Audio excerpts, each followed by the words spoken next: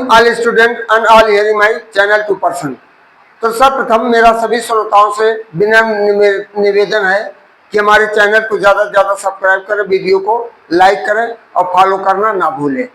तो हम प्रत्येक दिन की तरह आपको कुछ ना कुछ नई चीज़ें देते हैं, चाहे ग्रामर से संबंधित, चाहे इतिहास से संबंधित हो, चाहे भूगोल से संबंधित हो। वन डे कंपटीशन के लिए बहुत ही उपयोगी चीज़ होती है और इस तरह मोटिवेशनल वाक्य भी देते हैं। तो इस मोटिवेशनल वाक्य में हमने दिया है कंसिस्टेंसी इज की, दृढ़ता एक कुंजी है। नो रिजल्ट, इसका कोई परिणाम नहीं। कीप गोइंग, लेकिन अपने काम को जारी रखो। बैड रिजल्ट, रिजल्ट परिणाम खराब है। कीप गोइंग, तब भी अपने कार्य को हमें जारी रखो। ग्रेट रिजल्ट, अच्छा है। कीप गोइंग, तब भी काम को जारी रखो। Do not be afraid to start over, आगे यानी चालू करने से आप डरो मत। तो दूसरा है to make a difference in someone life, you do not have to brilliant, rich, beautiful or perfect, you just have to care. Good, और तीसरा है good days and bad days are part of a life, अच्छे दिन और बुरे दिन जीवन के दो हिस्से होते हैं। जैसे एक सिक्का के दो पहलू होते हैं, उसी तरह stay positive and you will always be happy, हमेशा सकारात्मक सोच रखो और जो हमेशा, तब आप जाकर हमेशा खुश रहेंगे। चौथा हिंदी में है सुबह का प्रणाम, यानी सुबह का नमस्कार सिर्फ परंपरा नहीं है बल्कि अपनेपन का एहसास भी है। जैसा कोई आपका अपना मित्र या आपका रिश्तेदार रिलेटिव आता है तो सबसे पहले आप उसे, जैसे जिस धर्म जात से संबंधित होते, good morning, good evening, good afternoon, सलाम वालेकुम, नमस्कार, इस तरह का आप नमस्कार करते हो। उससे अपनापन का एहसास होता है ताकि रिश्ते भी जीवित रहे और यादें भी बनी रहे। पांचवा, उठकर फेंक दो उन रिश्तों को, उठकर फेंक दो उन रिश्तों को जो गहरे समुंदर में, कहाँ फेंक दो? उन रिश्तों को गहरे समुंदर में फेंको। उठाकर फेंक दो उन रिश्तों को गहरे समंदर में जिनमें वक्त पड़ने पर स्वार्थ की बू आती हो, जो आवश्यकता पड़ने पे आपको आपके पास झांकता और उस काम निकल गया, यानी बनता जाए काम अपना, भाड़ में जाए जनता। यदि ऐसे व्यक्ति को आपके साथ में आते हैं तो उनको वहां से निकाल तुरंत फेंकिए। फिर देखिए, बड़ा आदमी वह है जो अपने पास बैठे इंसान को छोटा महसूस न होने दे। बड़ा आदमी वही व्यक्ति होता है जो अपने पास बैठे व्यक्ति को कभी छोटा एहसास नहीं होने देता। बड़प्पन उसका होता है जो चार आदमियों को अपने साथ लेकर चलता है। तो इस तरह भारत पाकिस्तान के युद्धों का कारण एवं परिणाम। तो हमारा देश अंग्रेजों के चंगुल में लगभग 300 वर्षों तक गुलाम रहा। जब अंग्रेजों के बेड़ियों से, उनके तानाशाही रवैयों से हमारे देश के नागरिकों को यहाँ हिंदू, मुस्लिम, सिख, ईसाई सब धर्म संभव थे और यहाँ सबकी पीड़ा इतनी ज्यादा बढ़ गई तो तमाम संगठन बनाए गए जिसके कारण से संगठन बनाया गया और उसके कारण लड़ाइयाँ लड़ी गई।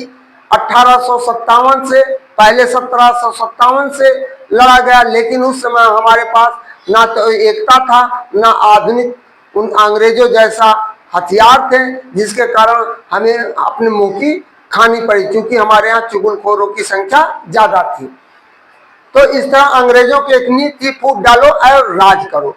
इस तरह तब जाकर के 10 मई 1857 को बिगुल खुला और लगभग 1947 में जाकर के हमारे देश को आजादी मिल पाई। जब अंग्रेजों ने जान लिया कि अब हमें यहाँ हम टिक नहीं पाएंगे ज्यादा दिन है, तो हमें किसी तरह, तो इन्होंने 2 फुट हिस्सा डाला, एक पाकिस्तान के लिए, एक भारत के लिए।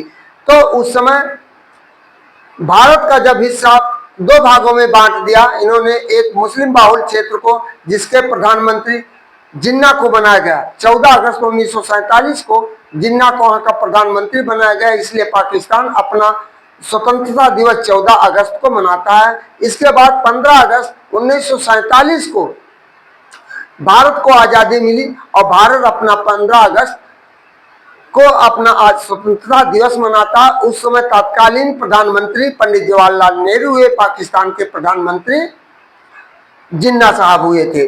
तो इसके बाद आजादी के कुछ ही दिन बाद 15 अगस्त 1947 को आजादी के बाद 5 युद्धों का सामना करना पड़ा। इसमें 4 बार पाकिस्तान के साथ और 1 बार चीन के साथ।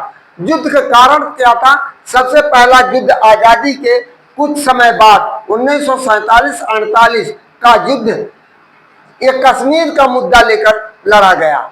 इसमें वो कहा कि कश्मीर हमारा हिस्सा है, भारत का हमारा हिस्सा है, लेकिन इसमें भी उसे मुंह खानी पड़ी, पाकिस्तान को हार मानना पड़ा।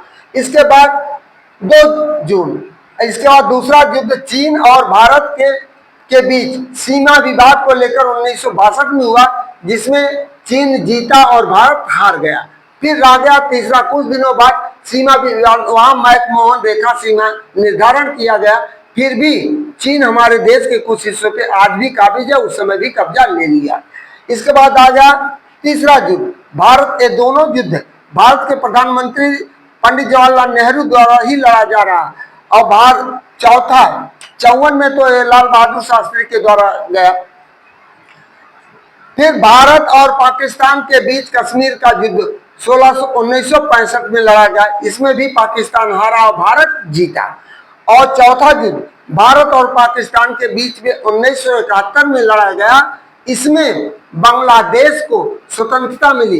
ये 3 दिसंबर से शुरू होकर के और 16 दिसंबर को जाकर के समाप्त हो गई। मात्र 13 दिन में यह युद्ध समाप्त हो गया और इसमें एक नए देश बांग्लादेश का राज्य का स्वतंत्र राज्य बन गया। और 5वां युद्ध हमारा 1999 कारगिल का युद्ध हुआ। यह युद्ध कारगिल भारत और पाकिस्तान के बीच कारगिल के मैदान में लड़ा गया था। इस तरह से भारत हमेशा सहयोग की भावना करता है, लेकिन पाकिस्तान अपने आतंकवादी गतिविधियों के कारण, जिसे पुलवामा का घटना 14 फरवरी 2019 को कराया, फिर इसके बाद वो तरह तरह के लश्कर तैयबा, तमाम तरह के आतंकवादी संगठन उसने बनाया है, और जो भारत में हमेशा अपना खुरापात को लेकर, पाकिस्तान को लेकर रहता है। जैसे अभी पहलगाम की घटना हुई, इसमें भी तमाम निर्दोष लोग मारे गए। आज भारत की स्थिति ये है, भारत यदि इसको चाहे तो चुटकियों में मसल सकता है, लेकिन निर्दोष लोग इसमें मारे जाएंगे। और जो लश्कर तैयबा, उसका काम केवल है भारत में अशांति फैलाना। जबकि यहाँ का भारत का मुसलमान ये कहता है कि हम जिस मिट्टी में जन्म लिए हैं, हमारे दादा पुरखा ने जिस मिट्टी में जन्म लिया, जिस मिट्टी में उनकी मिट्टी खाक हुई है, हम यहीं के मूल हैं, यही हमारा मूल वतन है। लेकिन यहाँ के कुछ लोगों को वो ले जाकर के अपने यहाँ अच्छे पढ़े लिखे लोगों को ले जाकर के अपने आतंकवादी गतिविधियों में तैयार कराता है, जिससे आकर के उनको पैसे का लालच दे करके तमाम बेरोजगारी की वजह से तमाम उनको लालच दे करके उसे अपने में शामिल करता है, और बेचारे अंत में मारे जाते हैं। आज तमाम आतंकवादी होकर के मारे गए, अब्दुल कसाब को ले लीजिए, ऐसे तमाम मारे गए हैं, जिसके कारण हमारा सभी हिंदू मुसलमान भाइयों से अनुरोध है कि वहाँ चाहे जो हो, लेकिन हमें अपने देश में अमन चैन की नींद में हमें रहना चाहिए। हमें एक दूसरे से कोई भेदभाव नहीं करना चाहिए। हमारा आपका अपना विचार है, आप अपने विचार के अनुसार चलिए। हम हिंदू हैं तो हमारा हिंदू अपना, इसलिए यहाँ नारा दिया गया, हिंदू मुस्लिम सिख ईसाई सभी हैं आपस में भाई भाई। इन्हीं शब्दों के साथ मैं आपको अगले वीडियो में डिटेल इसके बारे में आपको दूंगा, डिटेल कि भारत में इसका, भारत का संविधान, जैसे भारत का संविधान 15 अगस्त 30 जनवरी 1950 को लागू हुआ, लेकिन भारत जब पाकिस्तान का संविधान ये आकर के अप्रैल 10 अप्रैल को प्रस्तावित हुआ, 14 अप्रैल 1973 में लागू हुआ। बताइए, संविधान को चलाने के लिए। अब इसके बाद इसमें बताएंगे कौन कौन से इस जनरल मानिक करियप्पा थे, अब कौन कौन सेना नायक थे, किसने टैंक तोड़ा, वहां के कैसे कैसे कौन देश किसके साथ सहयोग किया और कौन नहीं किया, इसके बारे में हम आपको कल डिटेल में बताएंगे। इन्हीं शब्दों के साथ हम आपको अलविदा, गुड इवनिंग, थैंक यू के साथ अपने बारी को विराम देते हैं और पुनः आपसे निवेदन करते हैं, चैनल को ज्यादा से ज्यादा सब्सक्राइब करें, वीडियो को लाइक करना ना भूलें। थैंक यू, धन्यवाद। 10